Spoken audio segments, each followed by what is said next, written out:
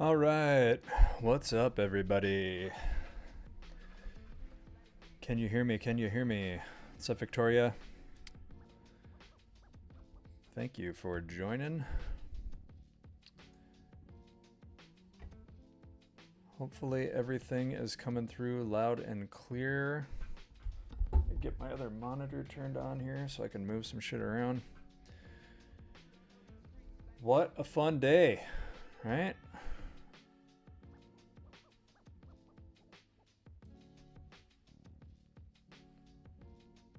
Not too bad.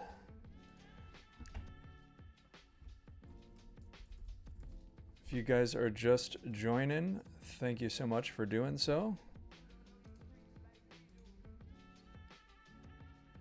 We appreciate you however you got here.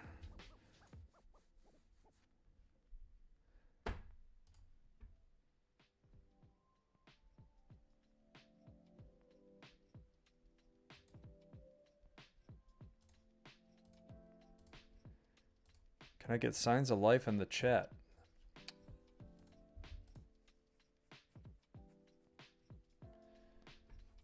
My YouTube is acting a little wild, so I'm going to make sure that anybody is actually here. Afternoon, Com. Thank you for joining. All right, there we go. God, you guys had me panicking for a minute there. How we doing? How we doing? Hellboy, what's up, man? All right, guys. It's been a fun day. I didn't get to check the end of Jake's stream, but I know that he caught that short, the same short that I'm in. Obviously, you guys can see I've got it up on my screen here. So we will see what we get into the afternoon. Obviously, I'm still holding some runners. I was looking for another 20 points or so. Do we get it?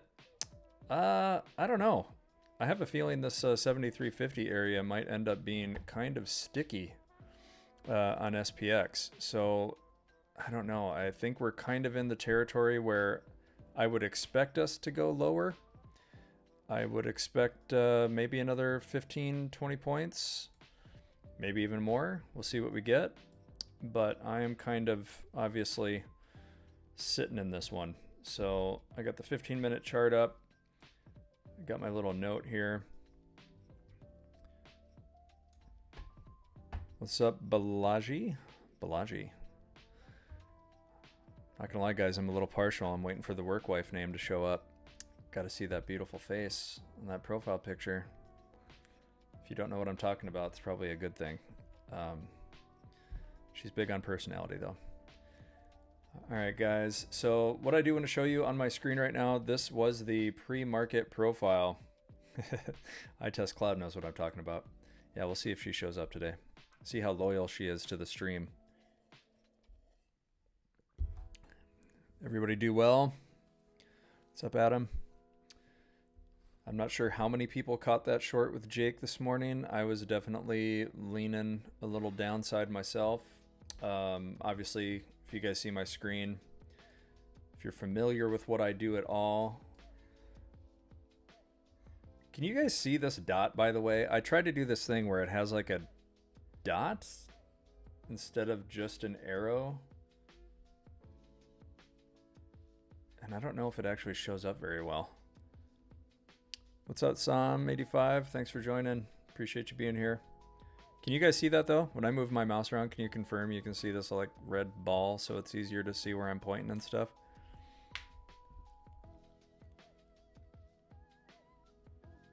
Yeah, there she is. Look at that beauty. Has a beard ever looked so good? I don't know. All right, you guys can see it. Perfect. So just looking at the pre-market profile, you guys can see that I kind of had these ranges and was interested to see, like, obviously I didn't think we'd get to the upside based on the overnight action. I actually caught the overnight short too. So I was pretty happy coming in on the day to short again if we got anything higher. I just didn't know for sure if we'd be able to like meaningfully push down here. I figured if we got down here, it would be more of like a slow grind. And I actually think that's what we would see into the afternoon if we want to kind of move to this lower range here by another 20 points. But as far as a morning plan goes, I couldn't have written it any better. As far as like you have to break over here or you're likely to get stuck here. And if you get some volatility, you've got this lower range, which we've pretty much filled, right? That's what these little bubbles are. Ranges within the bigger range, right? The problem now is this 50 could end up being kind of sticky. This was my base case, was we kind of grind and chop around this. And if we do get some volatility that gets sold, maybe we can get back closer to 7,400 in the afternoon. If you think we're going to sell down to this lower balance, you've got a lot to overcome with regards to like time, right? Things want to naturally finish a little bit higher. So I think for me, how much does the volatility persist? How much do we get that kind of persistent selling? But it's really hard not to think that this 50 area on SPX, 73.75 on ES doesn't end up being kind of sticky. I think it's proven to be that already. So my expectations are low. If you want some upside, I'm going to change to what like the post-London close positions look like. It's a little bit different, right? Okay. I'm sorry if the screen is busy. Hopefully you guys can make this out all right. I've been trying to play with this to make sure it's a little more visible. This is why I'm less certain we move low, because I think there's this idea that we can kind of get back up into this range and maybe finish just under 7,400 if you get some buying back, right? So I'm not really thinking we meaningfully go lower. If we did, it would just have to be kind of that steady, slow, what I consider to be the idea of charm. And I just don't know that we're going to get it. But that's the thing. If you're not over this 73.60 SPX, 73.85, and you get rejected back down, it's all about this 73.75 strike, 73.50 on SPX, right?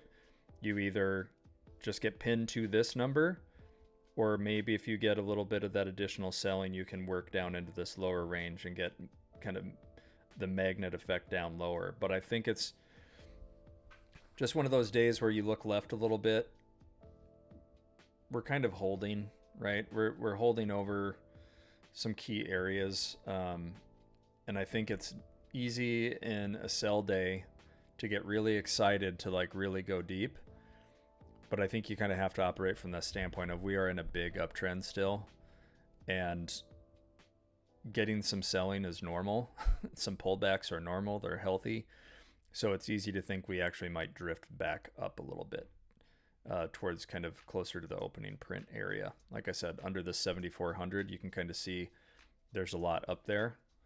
I'm going to remove all these drawings. And I think what I might do too, guys, is I think it's easier for people to comprehend without so much action on the screen. I'm going to get rid of the backdrop. Man, AI music is so bad, guys. I can't even come to terms with how shit it is. So bear with me. I got to find a way to skip that because it is awful. But I think I'm going to move my stop down. I don't really want to trail too tight, but I also don't want to give too much back. I'm copy trading this across 5 accounts, so I'm up 2K across 5 accounts on my runners here on ES, so I'm just not too interested in giving too much back, you know what I mean? Yeah, this is awful, and I can't find my fucking Apple Music to get this off, but this is like some Enya level disgustingness.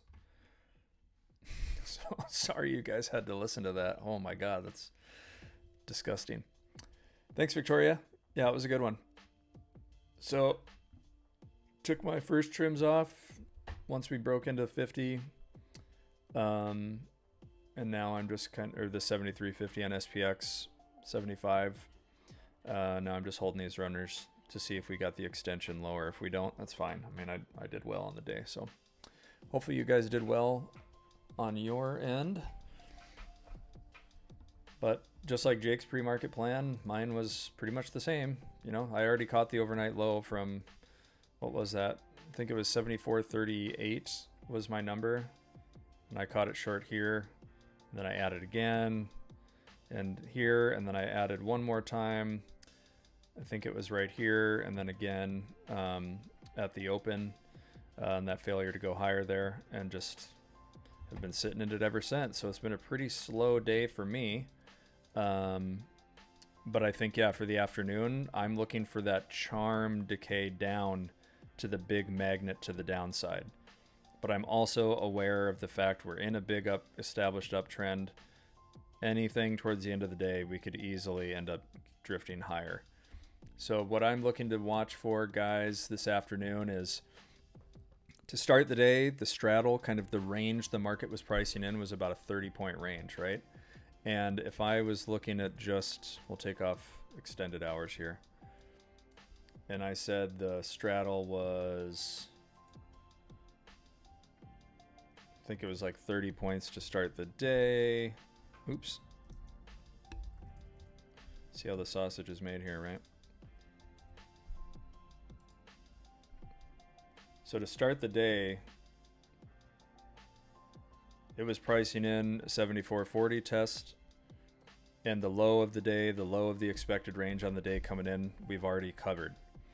So from here, the straddle's holding about 18 points. So if you can imagine 18 points, we'll look at the updated one here.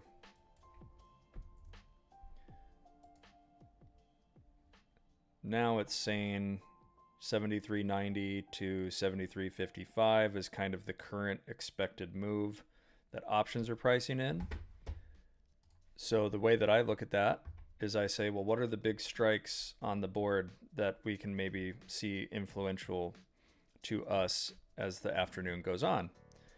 And I think it's pretty clear. If you're not over this 85 strike, you're probably going to get stuck towards 75. If you're not over 75, you might end up being magnetized down to this like 73.50 area, which is a really, really strong dealer long.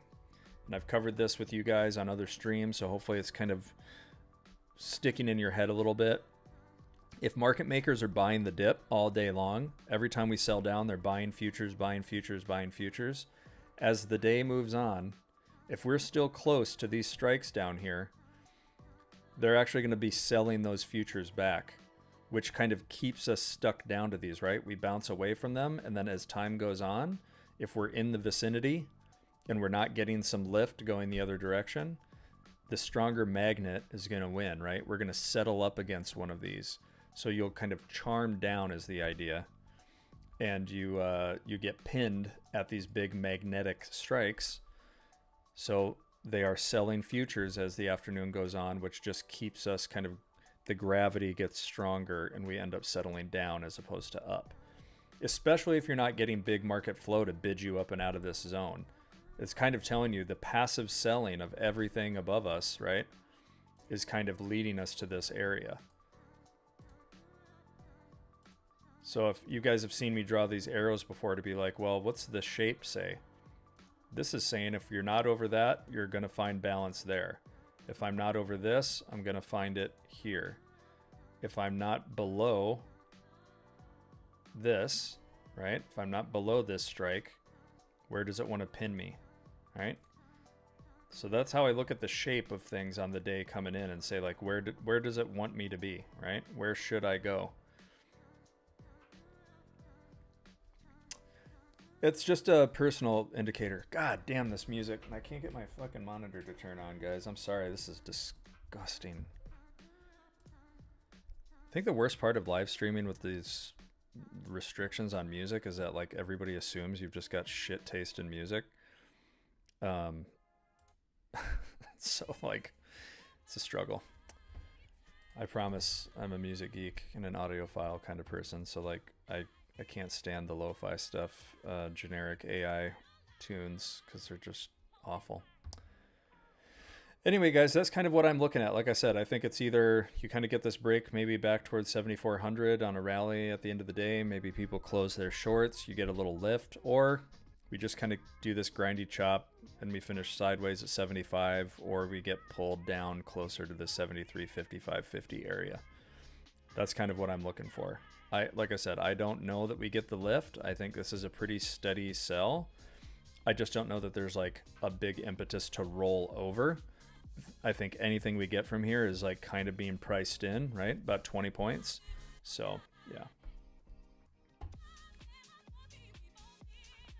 Disabled going back on live YouTube videos. Not that I know of. I am not in control of those settings that I'm aware of, man. So if you're struggling with that ability, it's not coming from me. But apologies if you're dealing with it. We'll find a way to maybe figure that out. Is there a way to get it, Jesse James? No. What I am doing is I'm paying for a service, and that service is called VS3D. There's options depth, there is spot gamma, Volland, Unusual Whales has Periscope, Quant Data, you name it, there's other ones out there. Skylit AI is another gamma service. I'm taking values from that and just plugging it into this indicator of mine. But it doesn't mean that I'm going to like sell it, because it's not my data to sell, right? I'm just taking a shortcut to get it on TradingView. But if I showed you like what the actual platform looks like from that vendor, this is what it looks like in their platform, like in the browser. And it updates every 10 minutes with new position numbers. And I'm not doing that. I kind of generally just look at snapshots. So if you guys don't know, and you're just joining, my name is Mitch. I'm kind of the gamma guy here at Project 365. I use market maker positions and what I know about those reactions to kind of draw my plan for the day. Plan coming in on the day is basically this. We had ranges, and based on those ranges, I was looking for behaviors. Here's a little range. Here was a bigger range. And then there was little areas inside of that, right, that kind of told me what might happen. When we opened here, I was looking for rejections up here to be the ceiling on the day, and then the potential to kind of grind and chop in these areas, and then some more volatility would send us through to the next kind of bottom of that range, right? Knowing that the only thing that's going to get us much lower on the day is like steady, persistent selling. Nothing like a big flush drop, because we haven't really gotten one. It's just been kind of steady. Now that we've been grinding around, the only way we're going lower is just a steady, persistent sell, just the passage of time, right? This is the pre-market profile. So for me, I kind of knew we weren't going to get a big violent drop that, like, you know, burned a hole through the floor or anything, but that we had areas that I was watching for reactions to see like what happens. So now, based off the pre-market plan, it was, if we're under 7,400, I want to see 74.75. If we're under 74.75, I think we can grind down towards 55.50, right? That's just from the pre-market. I primarily focus on the pre-market structure. And then if I look at the current structure that I took a picture of after the London close, you'll see that it's still pretty true. My zones are still the zones. The difference now is I know that like the idea of the steady grind down is more likely than any kind of big flush, because look at this range down here. Everything I know about this range down here is that it's going to be buffering us. It's just going to keep us up over it. We might get down into it, but the odds of us selling through it are so low. These are big positions sequentially. This is all market makers passively buying minis. The only time that flips is like towards the end of the day. They're going to sell some of those futures back, but not all of them, right? And it'll just kind of keep us floating right at it, but it's not going to let us like fall through the floor. We would need some way bigger catalyst for that to happen. So my plan for the day is basically this range, 73.75, 73.55 to 50 is kind of where I expect us to be. We might come down here and bounce and end up settling back at 75. Entirely possible. But I'm not looking for a big extended sell. That's why you guys can see I'm holding my runners. I've got 5 ES that I'm holding in a copy trade, just like letting this go. So I'm trying to let it maybe get to that bigger target down below, but we could just as easily come up and test this 85 spot and maybe even go higher. I'm just, my conviction is very low at this point. So I just keep moving my trail stop down, securing profit as we go, and being happy with whatever I get from here. Yeah, Daniel, I mean, like, I know that I can rewatch the streams. I just don't know about, like, if it's live. I don't know what the buffer period is for you to be able to scroll back. You know what I mean? So, yeah, homage. I don't know. Like I said, like, there is that potential.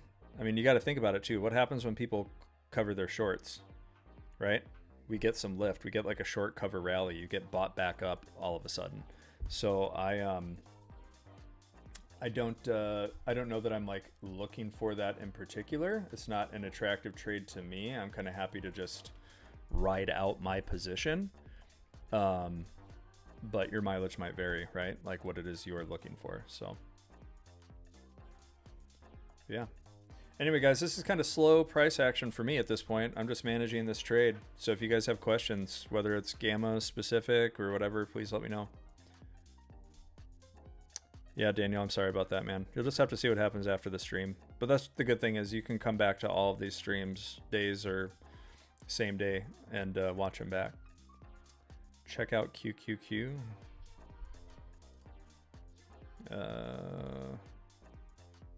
Sure, what are we looking for?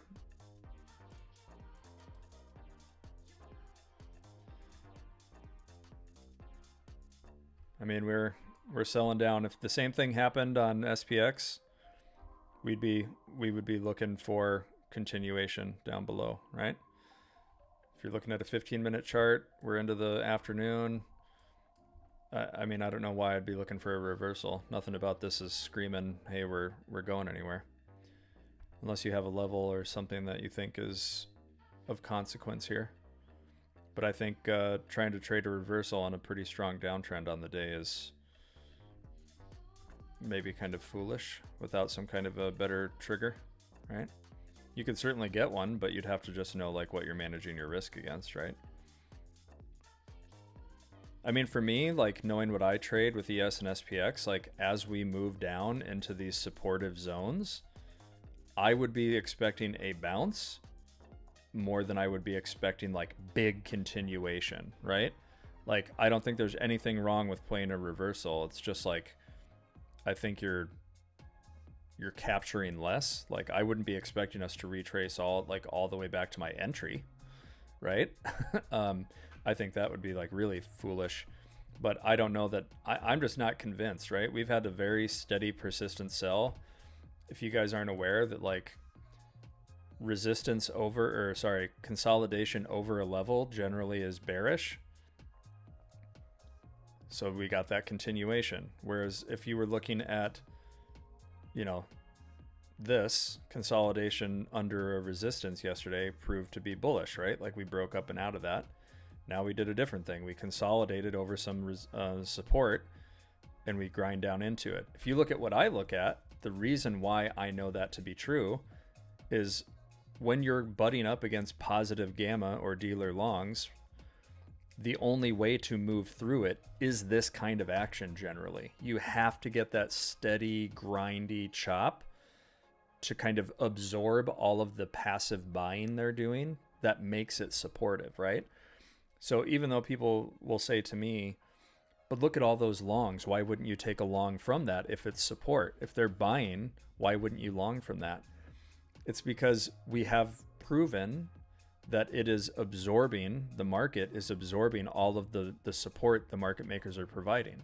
That's why we're not bouncing, and it's why we are just steadily grinding lower and slower.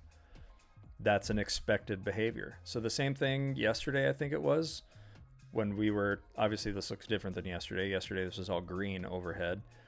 We were grinding and chopping against that. It was kind of slowing us down. And then we had nowhere to go but lower to find a balance. So today, the strongest balance and support on the day is lower. So we're just going to keep grinding and falling into it until somebody steps up and changes the picture. When it could reverse, Liz, I mean, You're going to have to be looking for something I'm not. There's nothing about this that says I'm taking a long from here. If I was just going off the rake levels, would you take this at all? What are you basing it off of? How are you defining your risk? What's your risk management there? You're not near a level, right? If I was looking for a long, I'd have to see something maybe down here. And that's another 4 points away, right? So if you're looking for a reversal in the middle of a range, you do you, but that would not be me. Jesse, you cannot get the indicator. It is not anything that's being sold. But what you can do is you can pay for the service that looks exactly like that, okay? You can pay for that service if you want it, okay? But you'll have to figure out which one fits for you and your budget, right? So like VS3D is like $300 a month. Options depth is $300 to $250 a month.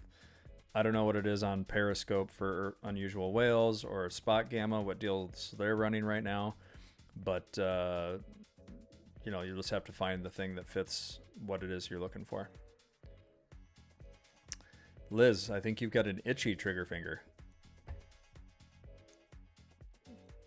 Call outs on Rivian? You must have me confused with somebody else. I have not called out Rivian at all. I'm not sure who you think you're following, but I don't trade individual names or call them out in Discord or anything like that. So I'm not sure where you're seeing that one, but whoever it is, I'm glad they've been spot on. Just not me. Oh, man.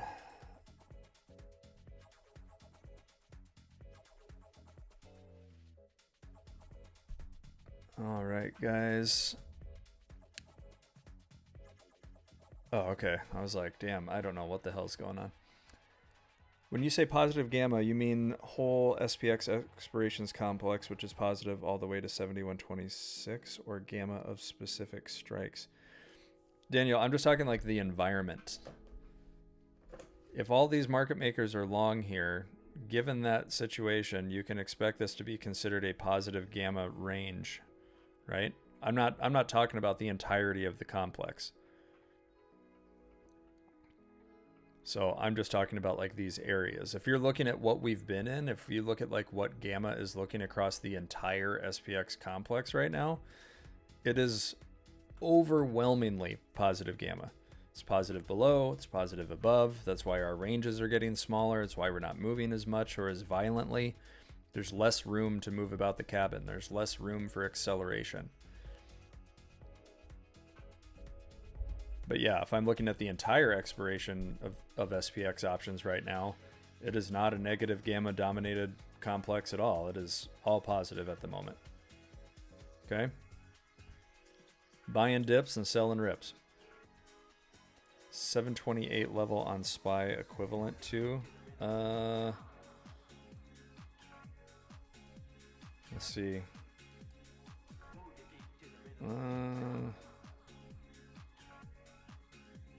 I'm gonna say 7350 SPX looks to be close to 7350 or 73050 SPY.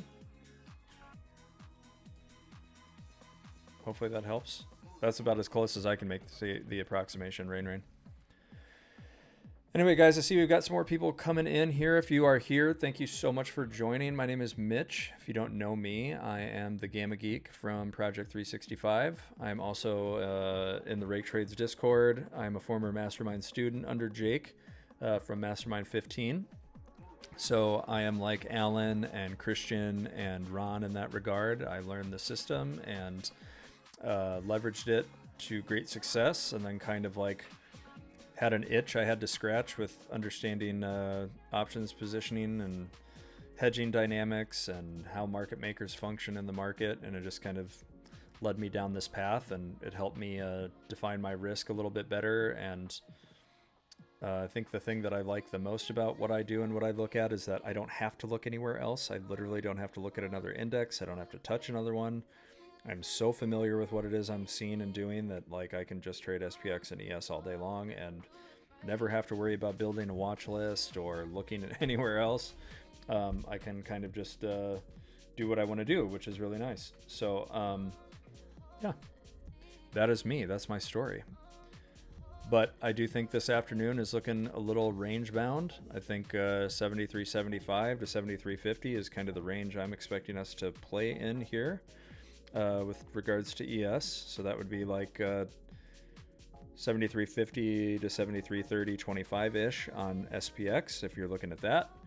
I just don't, I don't really see any real reason to move like massively back up the range. I think there is potential, but I'm kind of like feel like we're kind of stuck around the 75 into the afternoon, and if we don't like actually break above that with some juice, I think it's just kind of a steady slow grind down here to this like 73.55 to 50 area. So when gamma was deeply negative, was your approach to trade it similarly? Daniel, I mean, Liberation Day, is that what you're talking about when I caught my big trade over that week or two? Because if so, that was a different situation, right? Like that was like a mispricing in the market. Like nobody was effectively pricing in the volatility to the degree that it could hit. So like it basically just like caused this big cascade. So that's where you're looking at like what VIX and the VIX term structure was looking like, and then also knowing that like the market isn't actually pricing in the appropriate response to what could happen. That was the difference with Liberation Day. That's the only reason I made that kind of money. The options market was not priced for the level of volatility that was potentially coming, right? That's the only reason we got that huge waterfall. And then everybody started chasing, right? It turned so negative on the gamma front because people just kept rolling their puts lower and lower and lower. So market makers had to keep selling and selling with the momentum. That's not what we're dealing with right now. There's just no real risk of that at the moment. Because like look at every headline reaction now to Iran stuff is like the most shallow dip imaginable, where 3 weeks ago that's like a 80-point move or something on ES. You're not getting that now. Market has priced it out, priced beyond it. They're so focused on like earnings and stuff until something changes with regards to like how things are setting up. Obviously it's OPEX this week, so you might have some big shifting of positions and things of that nature, but I don't see it right now. Maybe next week we could get a little bit more of a pullback or some extended range, and we're not just flirting with new all-time highs every other day. But I mean, if it's not broke, don't fix it. You know what I mean? So that's kind of how I'm approaching things at the moment.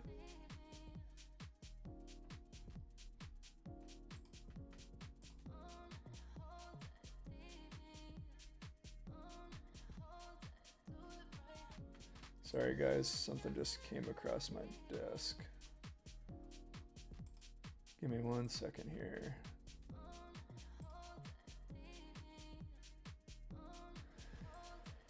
Oh, never a dull moment, guys.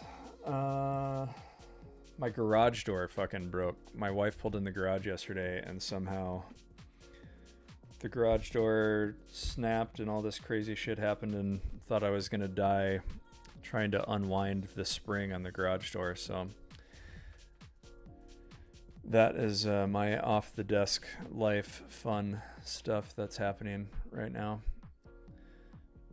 So it kind of felt like a Final Destination moment, you know, like I started pulling on this thing and realized it was spring loaded, and if it came at me, I'd probably be in big trouble. So hopefully I can get that fixed today, but that is kind of sitting out there. All right, so we are seeing a little bit of a reaction here. We'll see if they can break over this 73.75 on ES. I do see we're getting a little vol coming off the surface here. The next spot I would be watching from here would be about another 10 points higher to see if they can get this kind of like big momentum and maybe get back up towards 7,400 like I mentioned before. Like I said, I don't think there's risk of like a big strong sell lower. I think it would have to be like a steady grind in this range.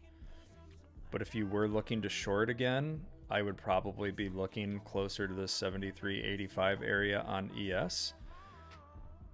But I just have a hard time seeing shorts being too attractive after we've already made this move, and you know you've got strong support below. So there might have been like a bond auction or something. I'm going to actually move this up a little bit more just in case. This is just a little volatility reaction to that. Because that is something that's kind of like a macro situation happening right now, is yields on the 10 and 30 year. So yeah, dude, Ron, I'm not going to lie, man. When I got out there and started looking at that thing, and then I tried to like wrench on it for a second, and I could hear it like creaking, and realized how tense that freaking spring was on that garage door, I immediately was like, hey, dumbass, you watched all those Final Destination movies when you were younger. Don't you know how this works out? And then I was like, I'm just going to call somebody. So I like to think I'm pretty handy, but that was legit a terrifying moment. I still don't know how the fuck she broke the garage door. It's like insane. So my work wife would never do that. I know that for sure. So wherever you are, you're a real one. Yeah, guys, I don't know. I see the potential for higher.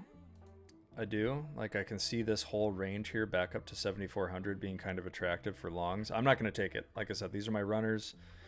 I want to give them a little room to breathe in case we kind of sell back down to the lower range. But from the pre-market coming in, everything from 73.75 down told me support. So the fact that we're kind of grinding and chopping around in here is literally like the least surprising thing in the world. This is where I thought we would stop, and the only way we would go lower is just a grindy chop, and we kind of got that for a while. Now obviously we're starting to see things going up the other way. So yeah, I don't know that we'll get too much continuation higher, but if I wanted to be long right now, I probably would have tried to take some kind of a failure to break under the prior low, and now you can get some acceleration up to the 7,400-ish area. So not me. Like I said, I'm just going to let these runners stop me out. If they happen, it happens.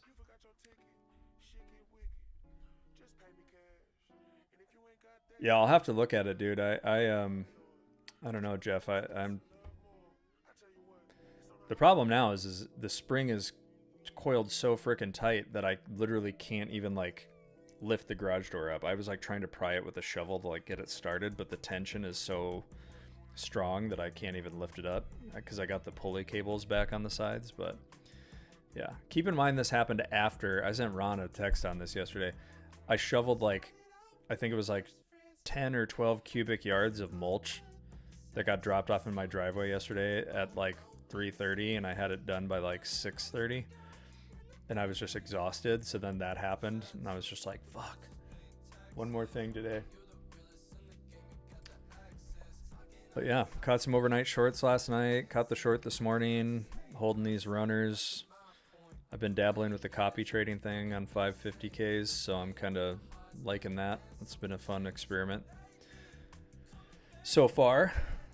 So I don't know if there's any copy traders in the group out there, and you guys are telling me I'm late to the party, but so far I see the potential.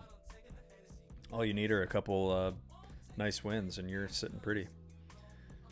Really, with copy trading for me, I was just saying, hey, maybe I can de-risk a little bit and not try to go like 3 ES on a strong conviction play and just like scale it down to 1 or 2 and, you know, try to capture 10 to 15 points across 5 accounts or something. And then it's just a little more simple from like a holding for bigger moves kind of a situation. So yeah. Anyway, guys, I know we've kind of had a few more people straggling in here and there. If you're here, thank you for joining. I know this is kind of a new time slot. This is only the second time here that we've tried this, so I appreciate you guys joining if you're here. If you guys caught me on Instagram or in the Discord and seeing the pre-market plan, this is kind of the intraday version of that, where things are sitting currently. And most of the ranges that we identified in the pre-market are still there. Some of the positions changed, obviously. The upside is kind of out of reach now, but these zones here between like 7,400 and 73.85, 75 are still pretty much intact. We kind of made the extension down into this lower range. 73.50 on ES would have been like my max low target from the morning. And if we got down there, it was pretty much, I had notes on my chart, like we'll need kind of steady, persistent, grindy action to get down there. And so far that's held true. I just, I don't see a reason to long personally beyond the, like, we're hitting the support that maybe you would have expected to kind of buffer things. And maybe that's a safe long, but I'm already short. So I wasn't looking to take like NQ long or something right now, just because I've had enough on the day is what I would say. Like, I think I've noticed a lot of people are like so desperate to find a trade and keep trading all day long, especially with futures, because you can, like, you've got drawdown. So you want to just keep, turning and burning and finding the next trade and the next trade, because it is about points collection. And I get that, but like, you've got to know when the best part of the day or the trade or the move has happened. And anything from there is just like, if you're not extra patient, you're throwing money away. So to me, if I get stopped out here on these runners and it's not going to grind and chop any lower over the next couple hours, I am totally fine with that. I don't want to give away too much more, because if it does end up retracing and we get some more volatility selling off here, and we get back up towards 7,400, I'm not going to turn and chase just because I get stopped out, right? Like, I'm just going to be enough with my trade and just kind of see how things play out. Anybody else out there sitting in anything? Did anybody take the counter longs from the lows? No, I mean, that makes sense. Like I said, 11, if I would have had more conviction about us not just grinding lower into the afternoon, this would have been a day where I would have easily just said, I'll hold my runners on ES, and I would look at NQ to be my trade back up the other way. I just didn't have a lot of conviction we were going to make that retracement, because my base case, my if then, is saying if we're under 73.85 and then around 73.75, I'm expecting us to either get stuck there or grind lower. So I just didn't have a lot of conviction in that long. But just like this morning, when we first kind of got this nice big bounce right here, it was off the idea of, if we look at the pre-market position anyway, I know I shouted it out in the Discord to somebody too. I said, like, the best long of the day so far came from right here as we sold into these long positions. That's where you would expect to see some kind of a bounce. And then we sold aggressively down into the longs again. That's where you'd expect to see a bounce. So yeah, if you can pick your spots, I'm not going to argue with you and say that's like a bad trade. It's a good trade. If I wasn't in this position and I hadn't already traded enough today, I obviously would have probably been looking for counter longs myself on NQ. But I'm not convinced. Let's put it that way. But the one thing you'd have to take a look at is, like, a lot of people are gonna I don't want to get too in the weeds on this with volatility, but even though we've been moving up and VIX has been moving up, spot up, vol up, correlation, there's every potential to actually see the opposite start happening, where price moves down and volatility drops even though we're moving down. Because you've got to think, volatility works both ways. So the reason why it's been going up as we've been moving up in the market, the more people that are buying calls and speculating higher, you've got just as much volatility as we move up that way. It keeps the skew off balance between calls and puts.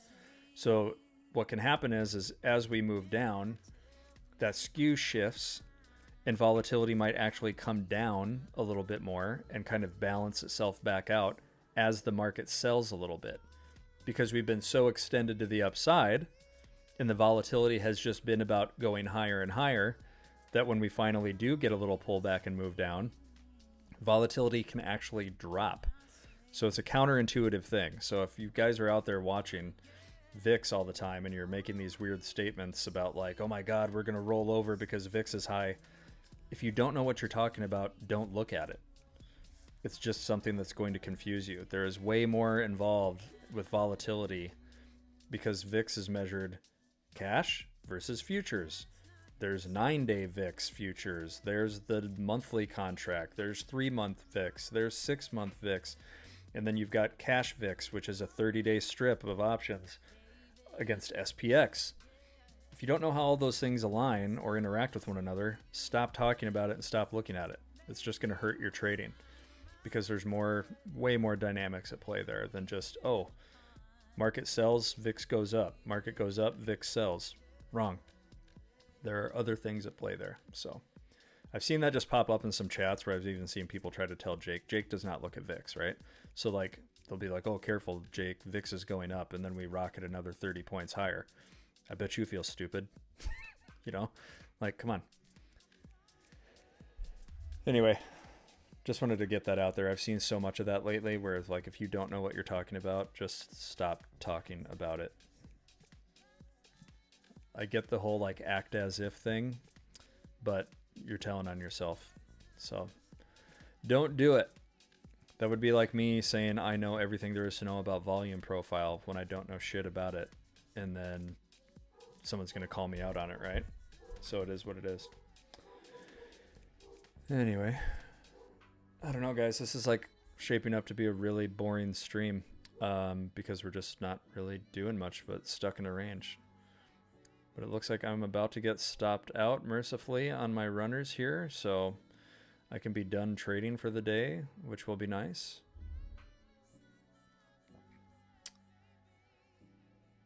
I didn't do anything, 11. That's all you, brother. But that is a good trade, especially if we end up getting that continuation higher, right? Like if we end up getting the move to, you know, that 7,400-ish area on SPX. That'll be a really, really great trade. So I hope it works out. Anybody else in anything? Anybody else take some longs? Throw in the world's biggest party. Gordito. Hey man, there's potential. Look at this range. If you can break over 85 with some juice, dealers are short there. That means they're going to chase that move, and it's going to look to the balance higher at that point. We are moving away from this down here. The magnetism that I was looking for a grindy chop move lower is now kind of being disproven, right? Now it's literally about like looking higher. So there's every reason to think that this could go completely a different way.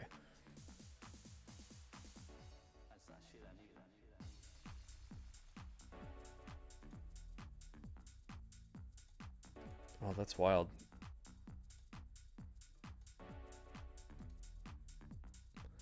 Lessons in copy trading. Oh,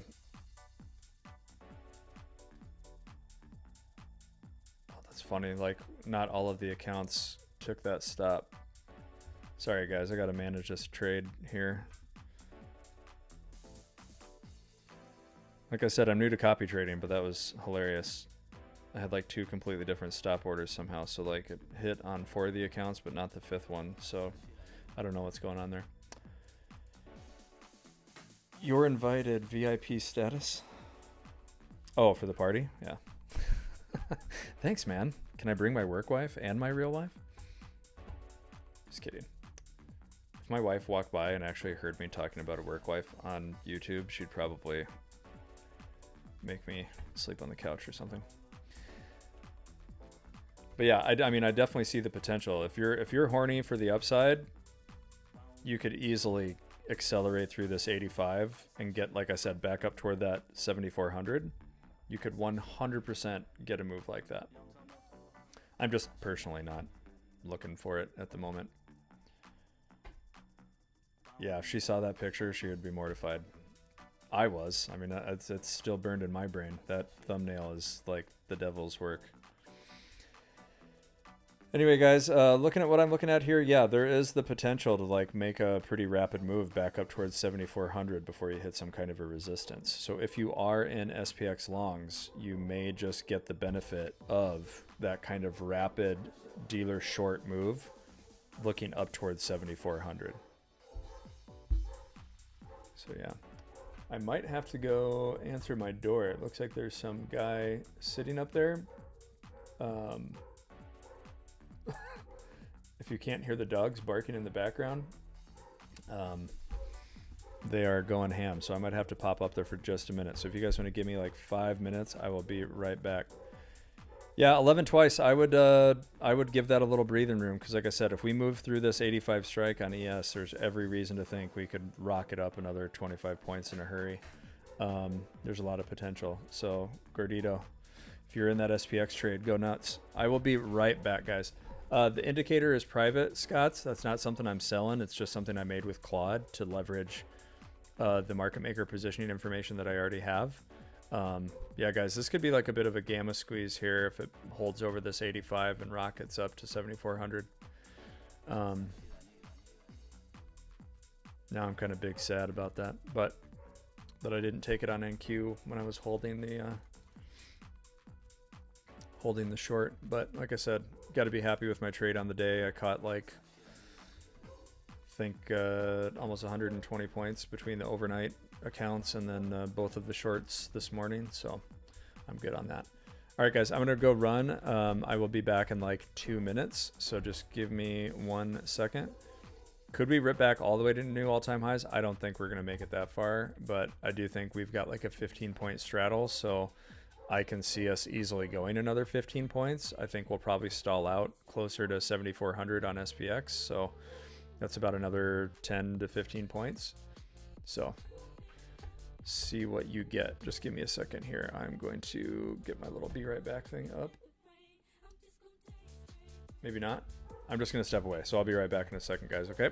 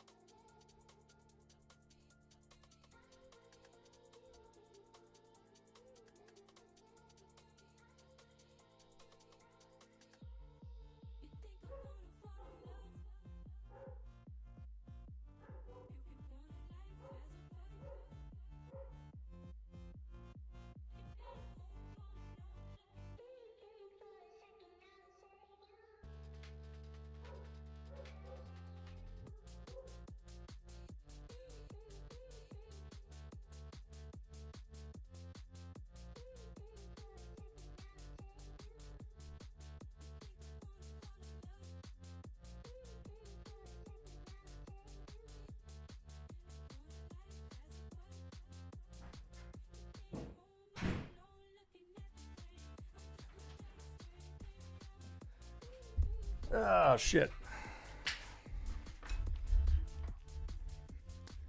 All right, sorry about that, guys. Damn. Guys, fix my garage door. So one less thing on my plate. Yeah, sorry about that, Scott. A lot of people ask me about this indicator, and unfortunately, it's just like I can't give you anything because I'm paying for data from somebody and then just plotting it in here. So it's not anything I can like sell or make available. You know what I mean? I have to like manually load the data into it. It's just a visual helper that I think is nice to just have right in trading view. So, oh, better get rid of that song before I get in trouble, or we're going to get copyrighted. Let's see. Who do I use for gamma data? Maxwell asked. I use VS3D personally. I love VS3D. It's straight from SIBO, Scott. So it's coming in and it's tagged as dealer versus customer versus whatever. And then it's modeled across the Greek surface. So, yeah, pretty legit. It's a game changer for me specifically. Cannot get better than that. But options depth is another one. Options depth is really good. Yeah, 11, if you want to know from my perspective why that is you've got a lot of market makers short here, and that's a lot of buying that they have to do. And the more we move through it, the more buying they do. They're chasing the move. They're providing that momentum.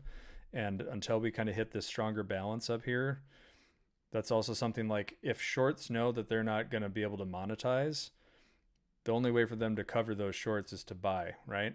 So when you take those shorts out, that's called like a short cover rally. It can kind of start things. And then that's where you get a lot of those V-shaped recoveries as well, right? Because like you're not going any farther. The shorts kind of capitulate. They say, fuck, I'm not going to be able to monetize any lower. So they close. You get some buying back. It starts the rally. And then things really get going. And when you add market makers to that, who are holding billions of dollars, right?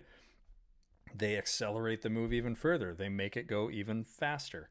So you got to kind of know your animal. And I think, like I said, for me, these ranges, I know I even said it on this call, I was personally holding thinking we just grind and chop down here. The catalyst, and if you guys remember, was if we break over 75 and clear 85, we can accelerate all the way back up towards 7,400. What are we seeing right now? We're seeing that move. And to me, it's because of these short positions here. If you push through that, you'll get a rapid move up.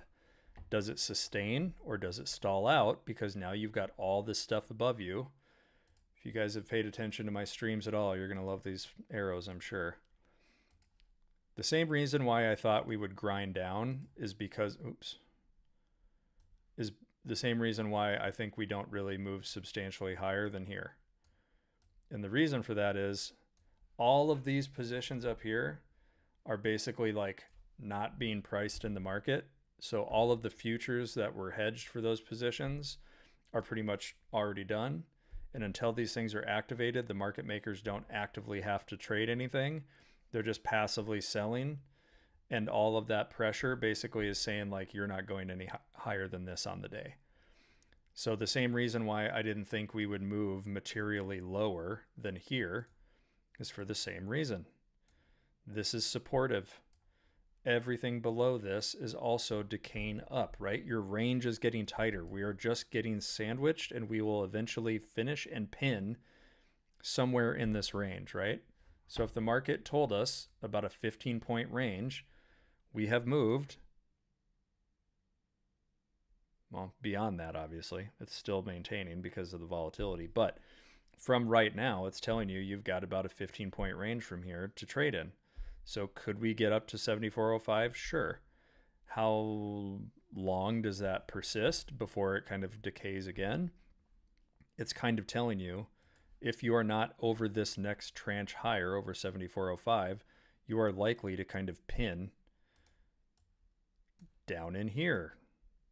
Like you can see the shape of this stuff. It's all kind of pointing. It's telling you like it's a lot harder to climb a mountain when it's a bunch of these peaks in the way, right? I've got a peak here, I've got a peak here and here. You've got a lot more hills to climb. But the reason why this zone kind of accelerates is because of those positions. But the problem is it could sell right back down. So I know that's a lot of drawings and stuff on the screen, but it's kind of like my brain coming out and how I think about this stuff and how I know it to work, like the passage of time in particular is going to decay these things out. And it's just what I keep an eye on personally. So, yeah. So if you caught that long, I hope you got your money. You made something on it. But yeah, at this point though, there's every reason to think this now might, if you're not holding over 7 or 85 now, you're going to probably get stuck around 75 or maybe grind down lower. It's that whole if then thing. If you're holding over this into the afternoon, you can maybe pin higher, but you need to make sure that at a minimum you are holding over 85. So Jesus Christ, the fucking music is so awful.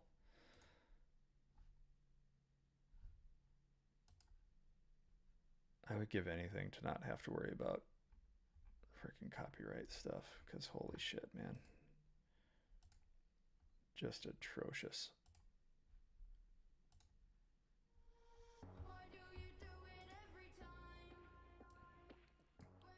I don't know.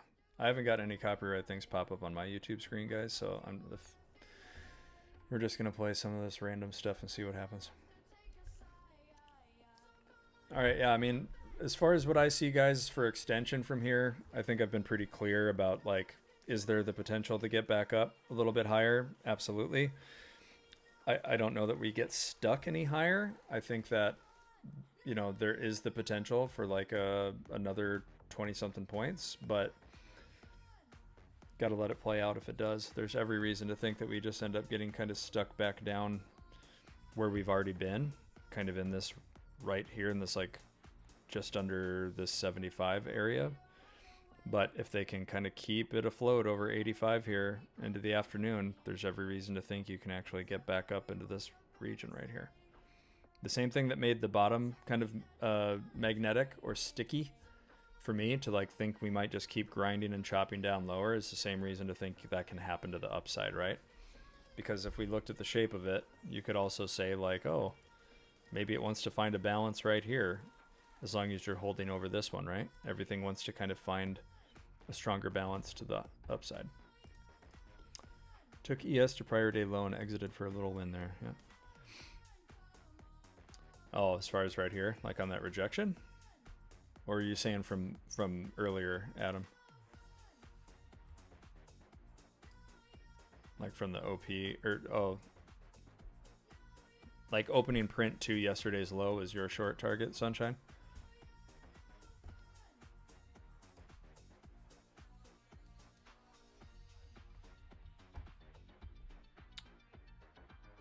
God, I'm a little jealous, man, of whoever caught those longs.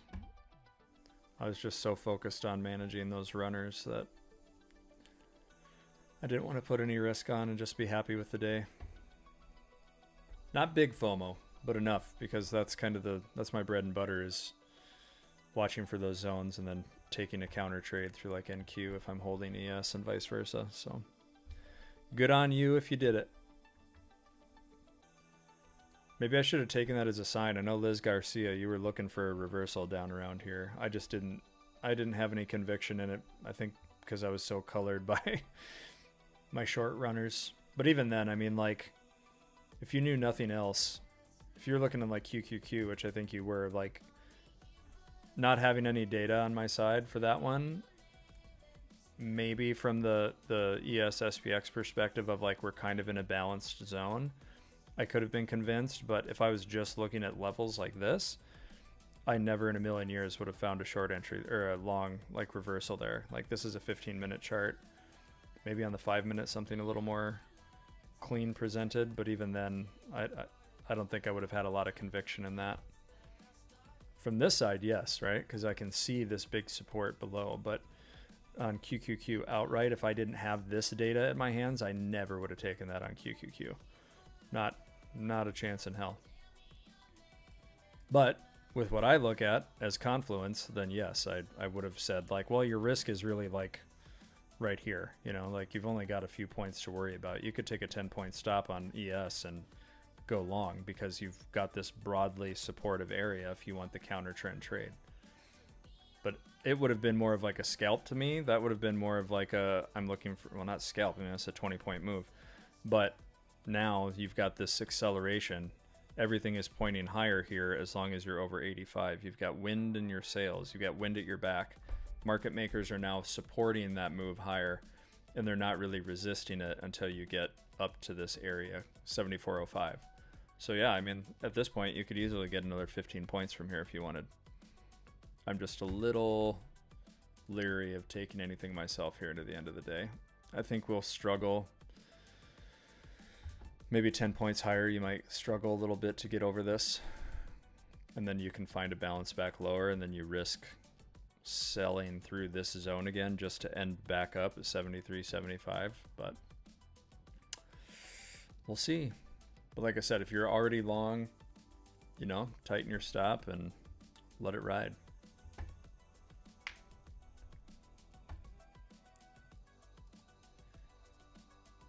Anyway, guys, if you are joining late, my name is Mitch. I am with Project 365 on the Rake Trades Network. I am the Gamma guy. I am the Greek freak of options dynamics in the crew as it relates to SPX and ES in particular. I am here to answer questions, to help you guys out if you have anything. please let me know. I will do my best to help you out, answer whatever questions that you do have, whatever those might be. Don't be shy. Yeah, and if you guys do want to support the channel by liking and subscribing, that would be great. Also, there are some really great deals with the code RAKE or RT across a bunch of different prop firms. I think right now kind of the featured one Jake has been using a lot is Take Profit Trader. They've got a 50% off deal, which I think is pretty substantial for them. I think the most they've done before that is maybe like a 30 or 40% off. So if you guys like the idea of daily payouts once you get to funded, that is kind of a deal that's too good to ignore. So if you want to support the channel, that's another way of doing it. If you are going to trade prop firms, make sure to use code RAKE or RT to get the best possible discount on those prop firms. For me, I do trade ES. I trade prop firms. I have a personal account that I trade primarily for futures size. And then I have my SPX options that I like to trade more than anything because I like getting paid whenever I want, same day. And that's kind of my bread and butter. But I do trade directionally with futures as well. Going through the basics of what we're looking at, Sarap asked. Yeah, basically if market makers are long, those are the green bars on the right-hand side. The more of them there are in a row, the bigger they are, the slower price will move in those areas. If they are red, market makers are short those positions, meaning they buy or sell with whatever the stronger flow or momentum is through those areas. So obviously the big support on the day, 73.55 and below on ES. Overhead, you can see 74.10 to 74.30 is kind of another block of what you would call resistance at that point. And then in between is where we kind of had our opportunities to sell and move through with some momentum.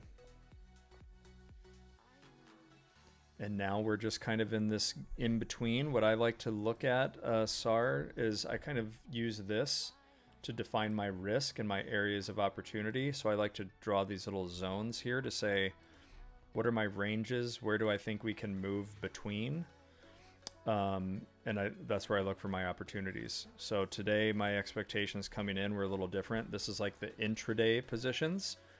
And it's a little different than how it looked this morning. If you look at how the pre-market looked, my entire plan for the day was based off of this, which was where were my opportunities and what did I know about how these things function to know like what was more or less likely in these areas. So to me, the fact that we opened here meant that we would have our work cut out for us to move substantially higher.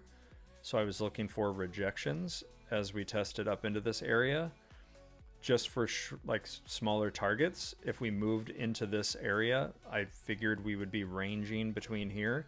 But if we got persistent selling, we had this lower range and this big concentration down here we could work into. And that's ultimately what happened. And now that we've kind of moved into this lower range on the day, this is very supportive. My thinking was we would just get kind of pinned or stuck lower. What ended up happening just now, as you obviously saw, we got a little bit of a bounce. And if you look at what changed with the market maker positions after the London close, is we got a little more support. Some people speculated that we might accelerate lower. They bought some puts down here. Obviously that did not happen, and now you run the risk of just kind of getting pinned to my original pin target, which is a 73.75 area. Because if you can't sustain higher, it's likely that you come back to a balance lower. And that's kind of the crux of what I look at there, Sarap. So hopefully that answered your question. Tell Jake we want him as our guest on FFF TV. I don't even know what FFF TV is. You'll have to tell me what that is. Probably answered this already. What did you do before this? If you can give a little background on myself. Yeah, no, I'm a former Mastermind student, Mastermind 15, the last one that Jake did. I joined, and basically I was kind of a signal chaser before that. and was trading options and following Twitter accounts and joining different Discords, just trying to like make some quick, easy money and not really learning anything. And then I found that Jake made it very accessible to learn.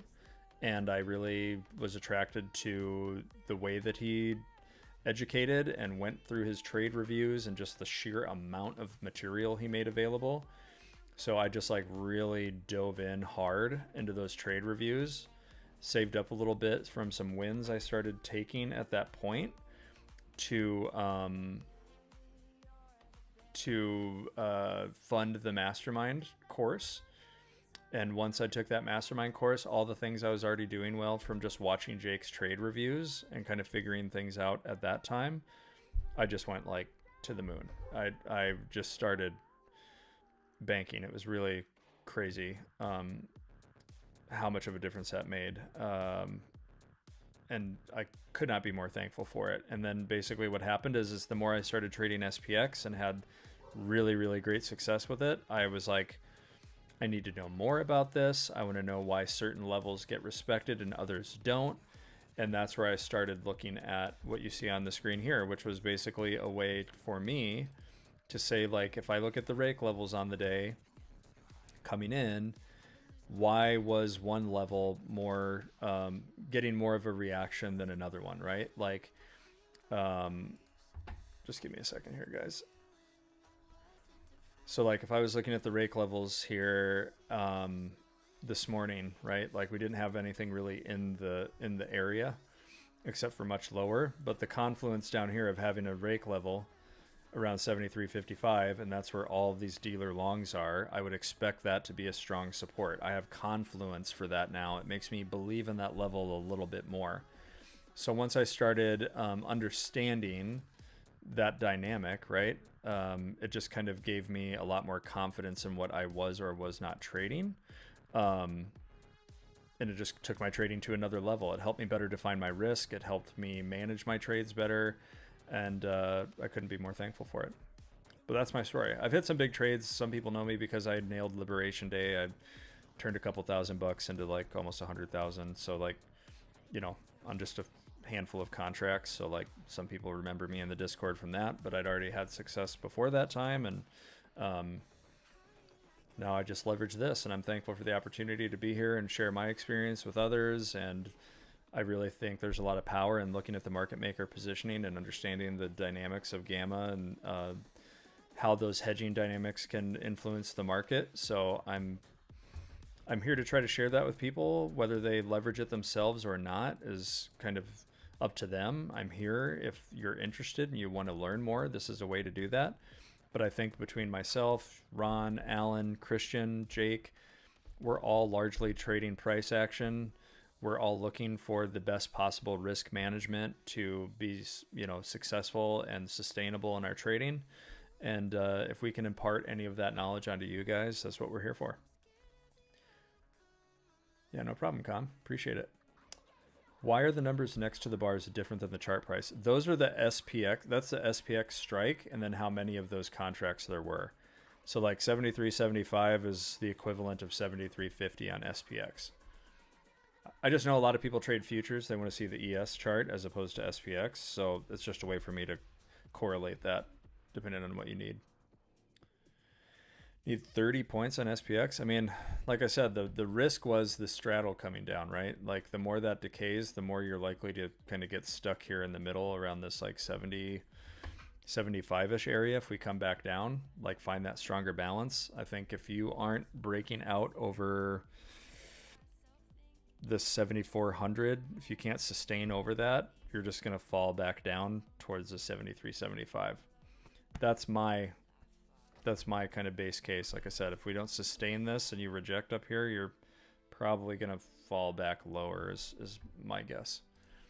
But I think if you don't do it in the very short term, this is going to be like a failure and we're just going to come back down to earth a little bit. So I'm rooting for you.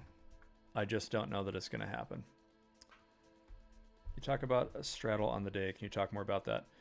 No, the straddle is literally just like if you bought a call and a put at the same price. So like right now, SPX is trading at 73.70. So it's basically saying right now the market has that valued at about 15 or 16 points. So it's saying that like the market is basically pricing in options in the chain that have a 20 delta or so, about 16 points higher or lower than current spot. It's kind of telling you what is influencing the option chain right now and what the market is pricing in for a move. So what you can find in those moments is like you're using it as kind of an approximation of like what is the range we can trade between here and the end of the day. And we either underperform or outperform that number, right? Like if we move 30 points, you just doubled the straddle. Whoever bought the straddle at 73.70 on SPX just made about $1,500 if we moved 30 points because the straddle actually went beyond what it was priced for. But if somebody else sold the straddle at 17 points or 16 points and we only moved 5 points in a range from here to close, they're making money on that decay. Somebody was buying it the other direction.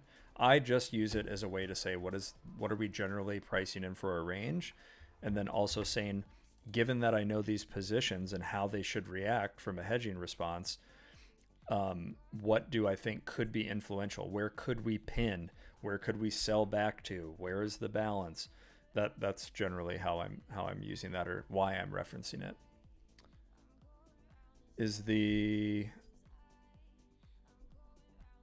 That's right, Alice. I never thought I would get into this. It didn't really. I just was someone who like I have to know more. Like I need to know the why. I'm not satisfied not knowing the why behind something. So like I literally like I had to know, and I just couldn't let it go. I was like I need to understand this better. I don't like not knowing something. So once I realized there was this thing there, I had to like really dive in deep, and then it just became like an obsession. And then I didn't realize it would transform my trading even more. But I do think for a lot of people out there, if you're newer, you don't need this stuff. It's all just confluence, right? So like if you're just trading levels and price action, you'll just need to be a little more patient, and you'll just need to wait for the things that you're defining your risk around. The opening print, using these levels, looking for the buy signals, having more things that are telling you this is a good versus a bad place to put risk on.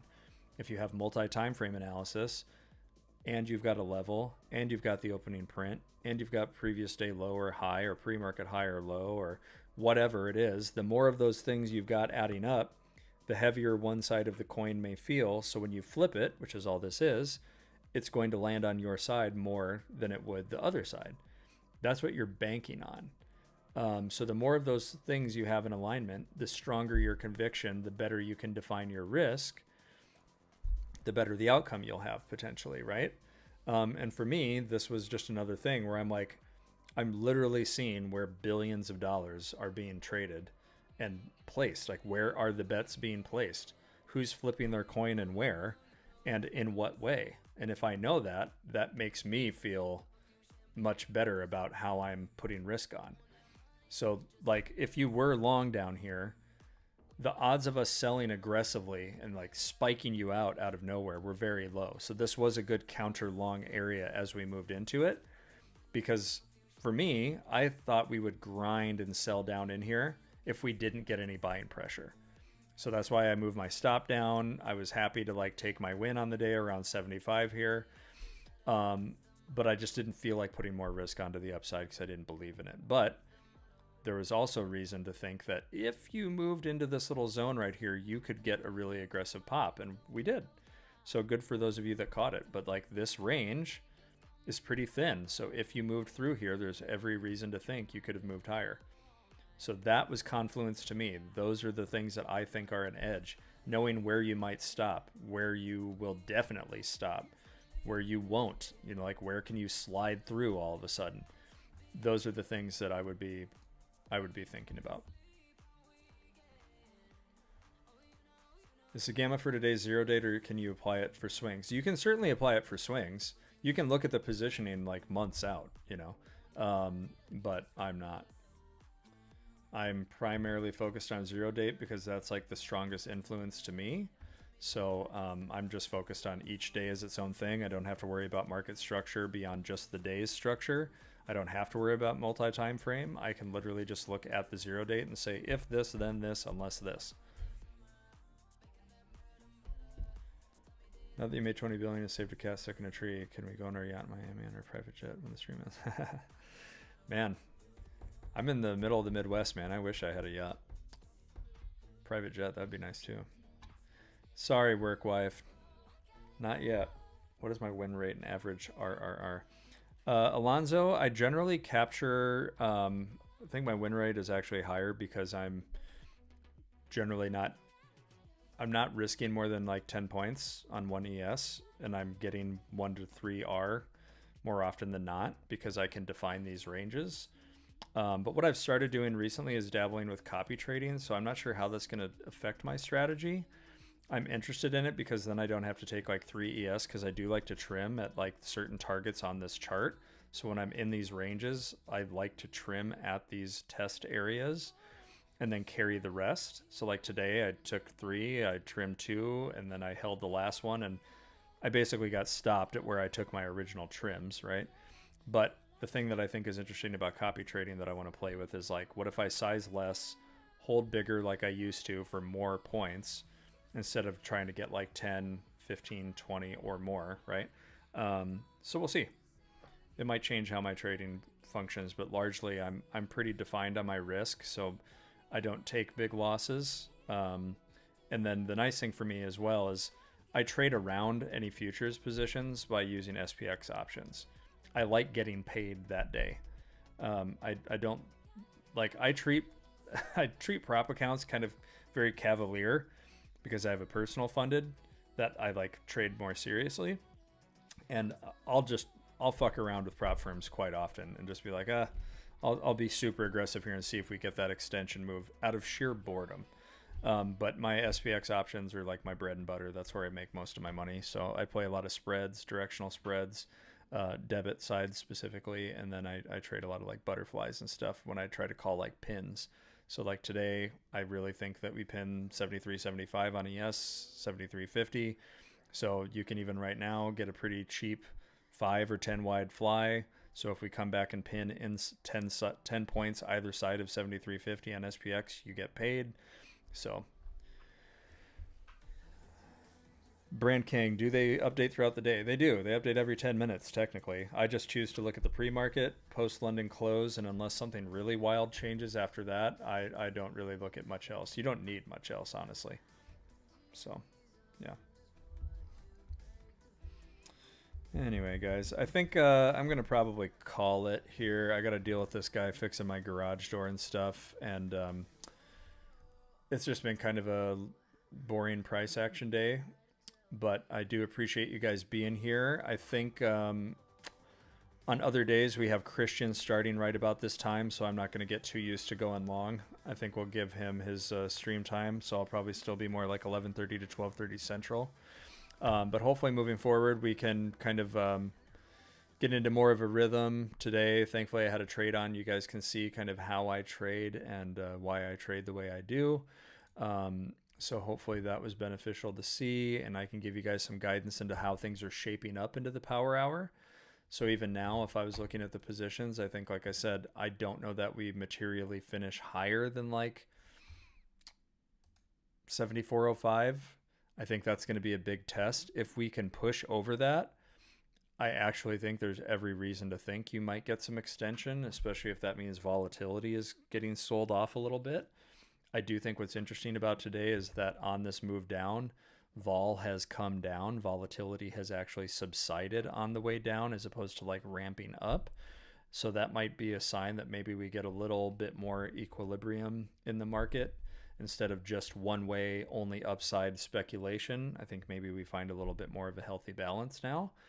And that could be really interesting for the days and weeks ahead if we see even more of that as we move forward. So, yeah, I do think there's every reason to think you could kind of get a settlement higher.